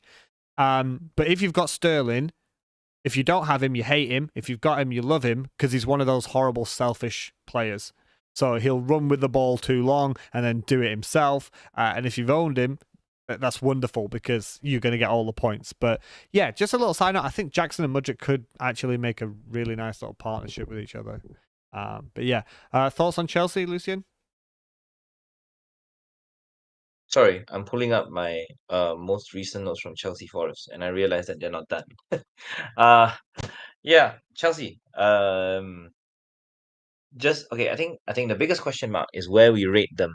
Do we feel that they're a top six side and they can beat bottom half teams? Or do we feel that they are like just below top six and they're like in middle of the pack alongside Brentford and all those teams that traditionally finish from 7th to 10th? Because our perception of Chelsea will really dictate how difficult they appear on the fixture ticker, as well as how many Chelsea players we want to own between now and game week 10. I think that's very important to evaluate for ourselves. Hashtag play your own way. So that you do not subscribe to all the nonsense that you see out there that will overhype Chelsea due to the fixtures. That's all I'll say. I do want to point out that Sterling was my preseason pick, which I was very happy with, but I didn't have him. Yeah, and then Nkunku was my one to avoid. Speaking of someone who has Sterling and who is tripled up on Chelsea, Tien, you must love these guys. Are you a blue deep down than a red devil, or? Oh, I'm wearing a blue shirt underneath, if you didn't notice. No, I think regardless of what Lucian said about like where we rate Chelsea, um, they might have looked bad again, Nottingham Forest. But in terms of owning their attacking assets, I don't have any problem, because they still putting up big chances, and that's what you want for FPL. So with the fixtures that they have coming up, especially against some of the more sort of the high line playing teams like Bournemouth or Fulham, I think I think they're going to do well. So I have no plans of selling any of them until that fixture have gone. Um, I don't blame people for not going for them now, because of what they're saying, but that's better for me, because then I can gain a bit more points when they score, like when Sterling scored 19 points and he was like 3% on. But I'd like to add to Tien's point and just say that Chelsea are a very convenient hold until just after game week 8, because that's usually the ideal time to wild card. And game week 9 is when we would jump off our triple Chelsea and buy Spurs and whatever teams that have really good fixtures after that. Yeah, that's Yep. when they have Arsenal in game week 9. Yep. So we'll move on to Crystal Palace. The only I can't believe I'm saying this. The only team I'm tripled up on. I've had 3 players from Crystal Palace since the start of the season, and I don't regret it. But there's not really a lot to say. Their fixtures are really hit and miss. I got them in because I think they're a solid side, especially defensively. That's why I've got Johnson and Anderson. I'm a big fan of Etse, but I benched them. I play them for the easy fixtures. I benched them without any heart for the difficult fixtures, even though Anderson had 9 points on my bench. I don't regret that. It was the right decision to make with the fixtures my players had. But overall, solid. Just need a bit more bite and attack. That's the only thing I'll say. I'm happy with them defensively. I think they're a really good unit. I think Horsham lets them play quite freely. IU winds me up a little bit because he works hard, but sometimes he's really hit and miss with what he does. I know you love IU losing. I know you do, but mate, I've watched every single minute of the season for these guys because I've been tripled up on them. So I've been watching them even more eagerly. And IU is Bobbins. And I know Bobbins was in the chat earlier, but Bobbins is what my dad would say for a player who's not very good. Because 1 minute he'll do a wonder turn and score a screamer, and then for the rest of the game he can't pass 2 yards. So my only criticism of Crystal Palace is I'm really looking for. I hope Elise can come back real soon. And I just wish they got Iniacho, because I think a front an attack that has Etse, Elise, and Iniacho would have been a pretty good one. But Edouard, I've mentioned him in passing, and he's good. And someone as well who comes off the bench who changes the game is Mateta. He comes on, he's so strong, and I said goals against anyone will give you confidence. And he got a hat trick against was it Plymouth? He got a hat trick against someone in the Carabao Cup, and then he comes off the bench, and it was 1-1, and he changed the game. Couple of assists, and he helped him get the win. So, yeah, that's all I'm gonna say about Palace. Good overall, but just a little bit more clinical in attack. But I won't be bringing them in unless you know you're gonna bench them, because they are like good, bad, good, bad, good, bad with fixtures, which I knew going into this, and it's why I've got like the likes of Diaby, and Pedro on my bench. Thoughts, Lucian? Crystal Palace? Rob, you should change your team name in FPL to adopt some of the Gen Z slang. FPL, comma, easy game, right? Like EZE game. Easy game. Yeah. Yeah. It's Uh, easy. Tien's mentioned that there are 12 players in midfield more attractive than Brighton. I'm pretty sure no Palace player exists in that sphere, regardless of Palace's fixtures. Oh, Right, Tien? you put Um, some respect on Etse's name. no, I think he might have made it if, and this is a very, very good point. If you have Taiwo Awuni to rotate with as a The Forest the striker. fixtures, yep, fixtures. If you read them side by side, you're gonna have Burnley at home, Fulham at home, Brentford at home, Nottingham Forest at home, Luton at home, and Tottenham at home until game week 10. That's I might basically bring him in. all. Yeah, like home game runs all the way to game week 10. I think that's a very solid rotation pairing in attacks that I think gonna get you a lot of points. But So there we go. Nottingham Forest has like 50 players, so that's one issue. He has been playing every game, right? And he's been scoring basically every game He got benched consistently. 64 minutes. I will gladly pick that up on my Game Week 9 wildcard, Tien. Thanks so much. Yeah, Yeah, I would. there I we go. would have gone Pedro, but I can't afford Pedro to win you. I'm just shy. I'd have to take a hit. Thank me later. Yeah, that's too much for me. Let's go to Everton. I think this is just a clear on. avoid. Move on. Yep. See you, Everton. Fulham. I'm so upset that I have Leno as my first choice goalkeeper way back in preseason. So upset. I should have bagged that gut.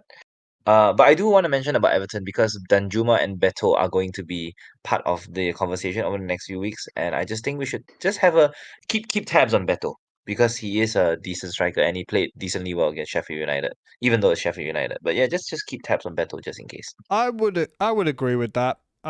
He's a 6 million forward, so you're not expecting a lot. But I would definitely agree with Danjuma, 5.5 million midfielder, who basically is a striker. But as for Fulham, nothing, right? Apart from Leno, who I might bring in as a goalkeeper, just because their defense is so bad, he's probably gonna get save points, which is why he was so good last season. But that's it. There's nothing else from this Fulham side, right? Yep. The team to target. The team to target right now. Liverpool. What to say about Liverpool? Well, Mo Salah's still touch and go. if he's going to stay. He's probably going to stay. You guys both started with Salah. Do you both still have him? Of course. I don't see why not. Salah is firmly in the 12 ahead of Mitoma. I mean, it's more of the influence of Gravenberch that I think we're all curious about because he is probably going to be the six.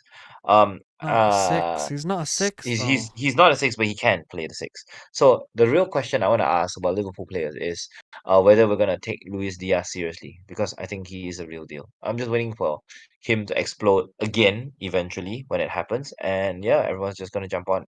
I think really to fast forward here in the interest of time, Liverpool right now I'm pretty sure is the elephant in the room that just cannot be fit into midfield because of the presences of James Maddison and Newcastle with good fixtures and Arsenal and Man United that everyone's holding on to really. So I mean, you buy when you want, but I think the biggest problem here is that everyone has too much money. So I think that's the bigger concern. But not enough money for Salah. That's the issue. For me, if you offer me Salah, that's lovely if he stays at Liverpool. But I can't afford him. I'd have to make too many sacrifices, and there's better options out there. But for everyone else, they're not nailed. Darwin's nice on paper, but he's not nailed. Diaz, Gakpo, Diogo Jota. You're not too sure who's going to play in that 2 out of the 3 positions. Tien, Liverpool thoughts? Yes, I sold Salah for Sterling. That was always the plan to sell him in Gameweek 3. Yeah, they've got decent fixtures coming up. Salah's too expensive, not affordable for most people, myself included. Yeah, there's too many good options in midfield, so it's really tough. It's really tough. I would like to have one, but I can't find room for any. Definitely not Darwin. Okay. He's on my never buy again list.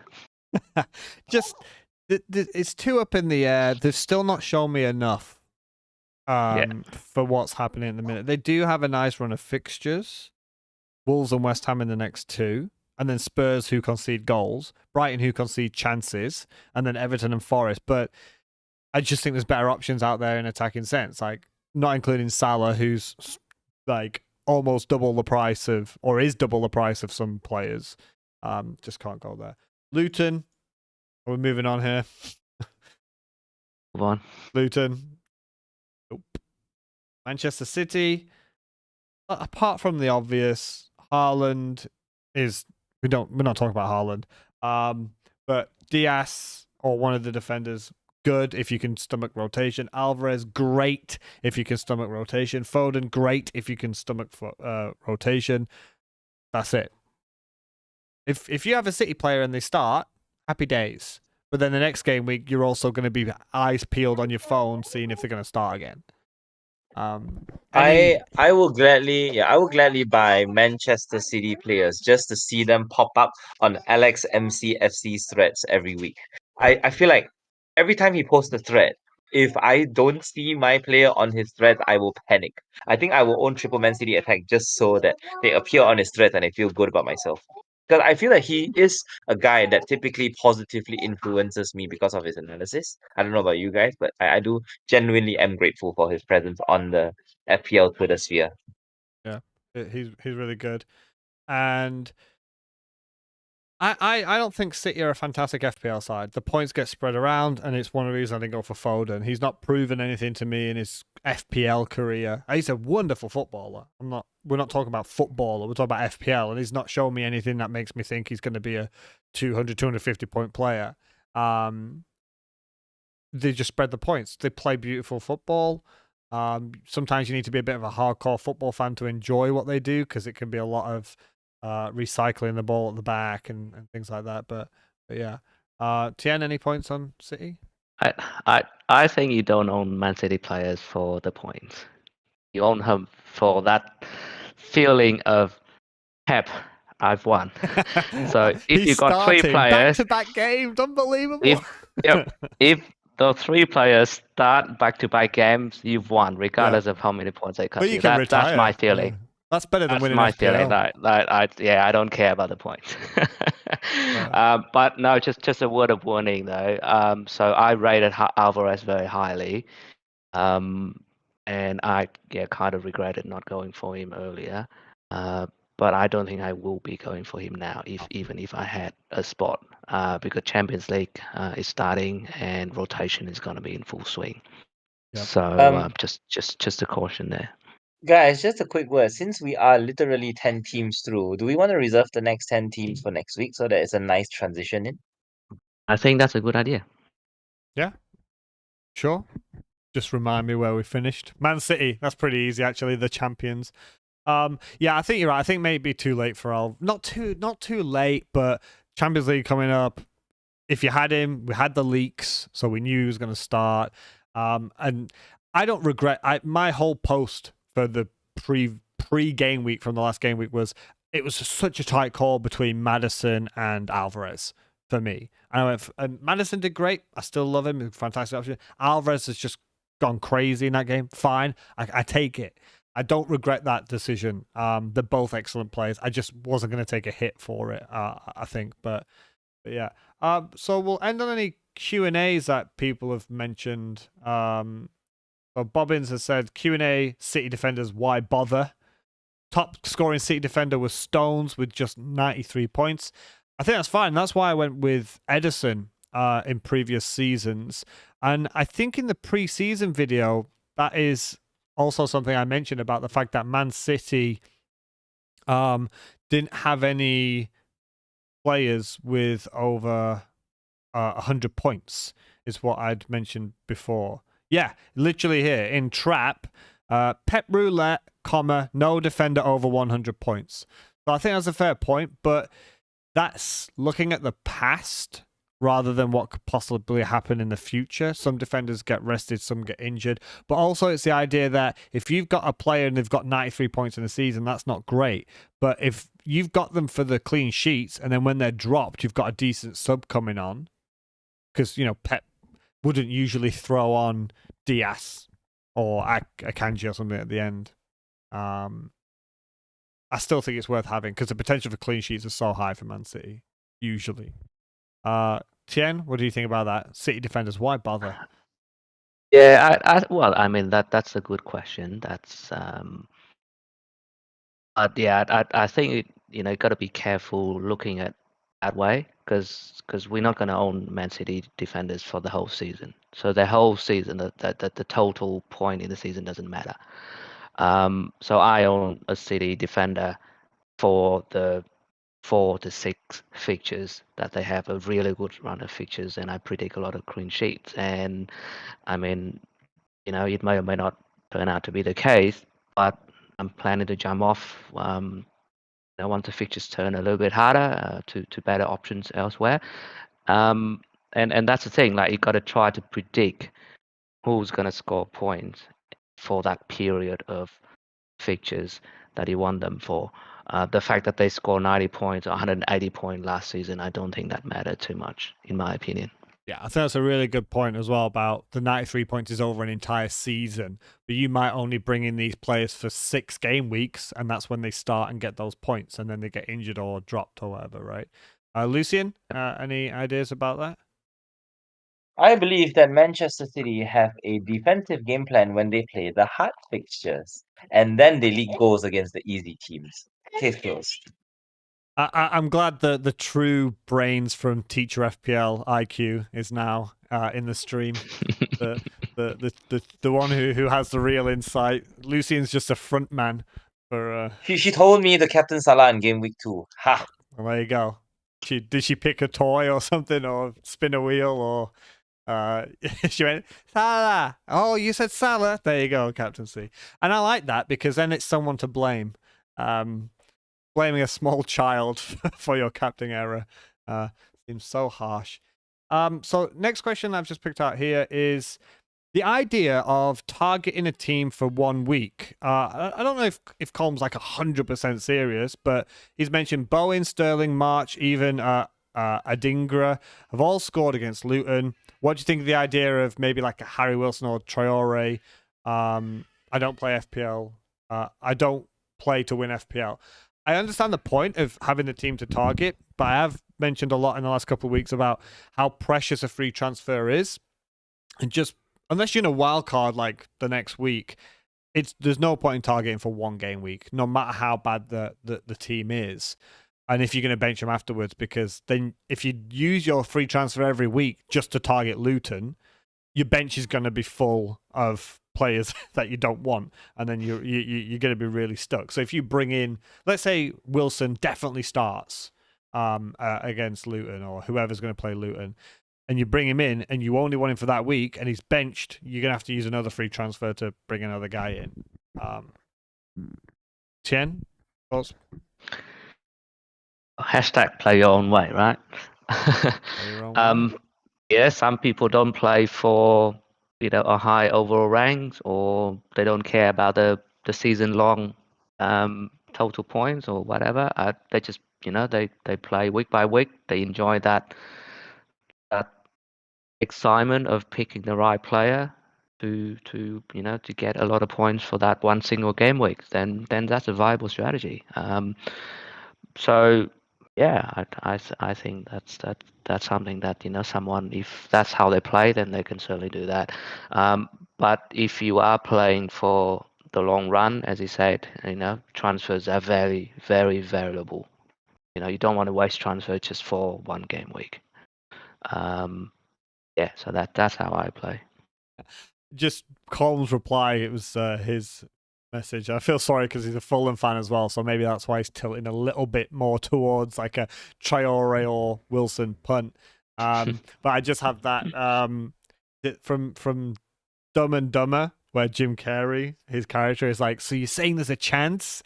No, we're not saying that, I don't think. But I think the reply Tien gave, the first word, the first sentence, play your own way. You've got some analysis there. You've pointed out that specific side for Luton is like the worst. They're awful defensively to an extent. They're your team. You're backing your team as well. It'll add a little bit more fun for you to play because it's your team and you've picked one player from your team in a game you hope to win. If it gives you joy and fun, do it. Like, screw what everyone else says, right? Lucian, your thoughts on that? Sort of like really short-term transfers to target fixtures, or a player who's in hot form? Well, I think it's like Gota that said in chat, right? That like if you have a really settled attack, then you can have one valuable differential. And for his case, it was Diogo Jota. If you do want to seriously pick somebody from Fulham, especially to target Luton, what I would suggest is to actually hit Luton's right side, which is much weaker. Um, for West Ham, Paqueta did the damage, even though Bowen scored the goal. And Luton were basically attacked down that right side non-stop. So I think the word of warning here really is that if you do want to buy a 1 week punt on Fulham, if you're wildcarding the week after that or something, you get Bobby De Cordova-Reid, who is much, much more clinical, much, much more valuable, because Harry Wilson works alongside his right back and his right central midfielder to create chances down the right side instead. So this is where I foresee Luton's weaknesses to be over the next few weeks, because I think one thing we overlook here is that Tahiti Chong played on the right side of central midfield for the first 3 game weeks, and that was how the likes of Brighton and Chelsea all took advantage of his aggressive positioning. But against West Ham, Tahiti Chong switched over to the left to work with Ryan Giles, while Ross Barkley switched over to the right side of central midfield, which made it more solid. So that's how it is. I think Luton will now find more weaknesses on their left, and Bobby De Cordova-Reid will finish. I have a feeling in my water this is the Raul Jimenez fixture. This is the one where he's going to score his first goal since October 2022 or whatever it was.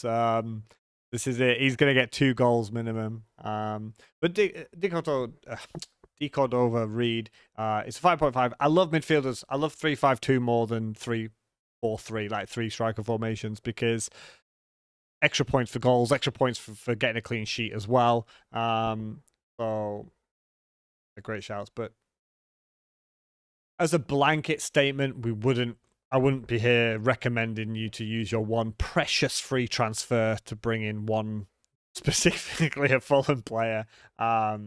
to come in. But they have Palace, Chelsea, Sheffield United in the next 4. If you want to bring a Fulham player in for Luton, and then you don't fancy playing them against Crystal Palace and Chelsea, but then you want them at home again in game week 8 for Sheffield United, and then you're going to wildcard not long after game week 8. Not the craziest idea. If you've got a half decent bench, and if you don't have Salah, the chances are you've got the money. So yeah, why not? I think that's it for questions. I didn't see any more scrolling back.